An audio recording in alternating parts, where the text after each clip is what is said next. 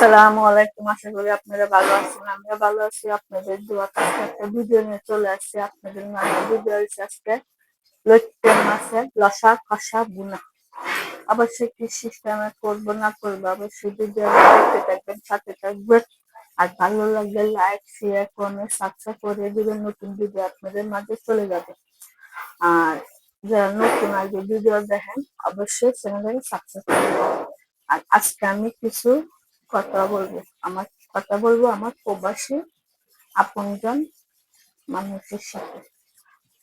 যেমন বলে না, বিদেশ গিয়া বন্ধু তুমি ভুলে যাইও না, চিঠি দিয়ে পত্র দিয়ে দিও ঠিকানা। সেই মানুষ আপনজন, ওকে নিয়ে কিছু কথা বলবো, আপনাদের সাথে শেয়ার করবো। তাহলে চলেন আয়োজনটা করুন।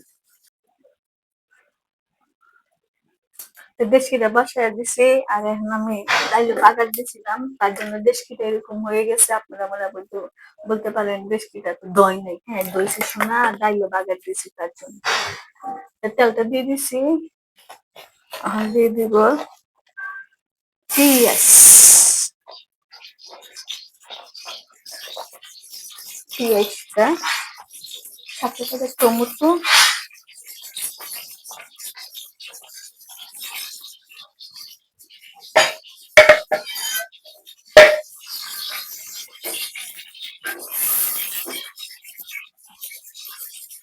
ওরে আমার প্রবাসী, কেমন আছে? আশা করি তুমি ভালো আছো। তবে চিন্তা করিও না, আমিও ভালো আছি। আর আমার এই মনটা শুধু তোমার কাছে।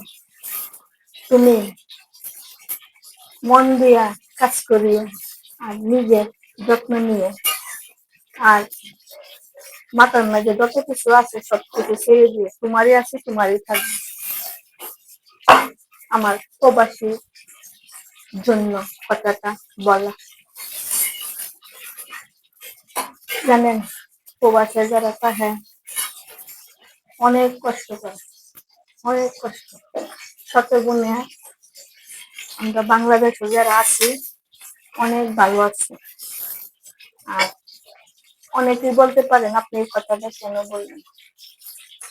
যারা স্বামী, পুত, বাপ, ভাই, চাচা, জ্যাঠা, আরে ওদেরকে একটু আশ্রয় দিবেন, মানে সাবাস দিবেন, ভালো মন্দ কথা বলবেন, ওদের মনটারে শক্ত করবেন। কেন ওরা একা একা তাহে, ওরা দেশে কি করছে না করছে, বা দেশে আত্মীয় স্বজন বউ বাচ্চার জন্য ওরা মন খারাপ করে, ওরা কাজে মন বসে না। তার জন্য আপনারা কি করবেন, ওদের সাথে যে কথা বলেন, আপনারা অবশ্যই কথা বলতে হবে, না বললে তো হবে না। আর ওরা তো বেশি লহম কাজে থাকে। ওরা যে টাইমে আসে এই টাইমে কিন্তু আমরা বাংলাদেশে ওরা ঘুম জায়গা, কিন্তু ওরা ঘুমায় না, ওরা তখন কাজ করে আসে। তারপর যতটুকু পারে না ততটুকু ওদেরকে সহযোগিতা করবেন বা সাবাস দিবেন। তার জন্য আমার কথাটা বলার উদ্দেশ্য। আপনারা কেউ কষ্ট নিয়েন না বা মান করিয়েন না। কেন প্রবাসী আমার প্রবাসী থাকে, তার জন্য আমার সেই মানুষ আপনজন চিরজীবনের সাথী, সে আমার প্রবাসে থাকে। সে আমার অনেক অনেক কিছু। তার জন্য কথাটা আমার বলা। অবশ্যই বলার উদ্দেশ্য হচ্ছে, দাঁড়ান আমি আগে মশলাটা দিয়ে নিই। আধা চামচ রসুন। আপনাদের সবই যেন শেয়ার করি, আমার প্রবাসী মনের মানুষকে নিয়েও শেয়ার করি। স্বাদ মতন লবণ।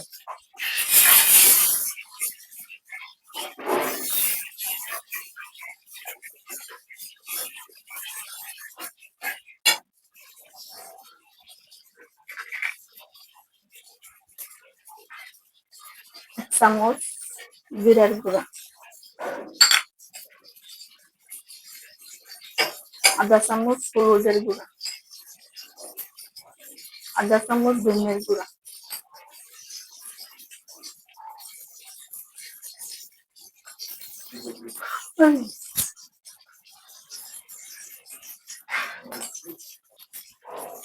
দেড় চামচ মরিচি গুঁড়া দিচ্ছি, মানে একটু সামান্য একটু বেরিয়ে হয়েছে, মানে মোবাইলটা পড়ে গেছিল, তার জন্য আমি অল্প একটু পানি দিয়ে দিচ্ছি।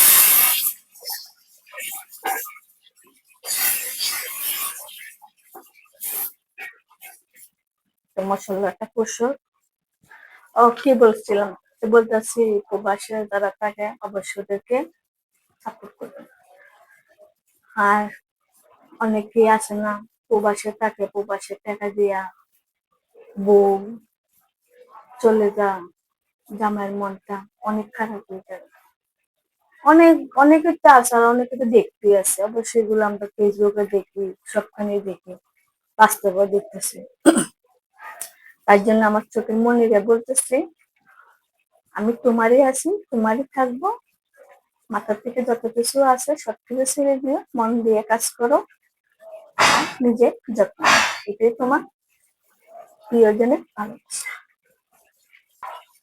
মশলাটা কষানি হয়ে গেছে না, আজকে হচ্ছে লোটে মাছ, একবারে সত্তাটা লোটে মাছগুলা দিয়ে দিব, দিয়া সাথে সাথে ভালো করে লাড়া ছাড়া দিব, নাইলে কিন্তু এগুলা লোটে মাছগুলা ভাঙে দেবো গা। যখন তখন এগুলা লাড়া দিতে হবে। আর লাড়াটা দেওয়া যাবে না, তখন ডাকনাটা দিয়ে দিব। তো তরকারিটা আস্তে আস্তে তাহলে মাছগুলা হয়ে গেছে, কত সুন্দর কালার এসে। কাঁচার মধ্যে নাড়লে সবুজ সবুজ তো, কাঁচার মধ্যে আমি নাড়ি না, আমি নাড়ছি লাল মরিচ দিয়ে। অবশ্যই আপনারা সিস্টেমে নাড়বেন, নাড়লে খাইবেন, খাইয়া বলবেন এরকম হয়েছে না হয়েছে। তাহলে ভিডিওটা এখান থেকে বাজার। আসসালাম।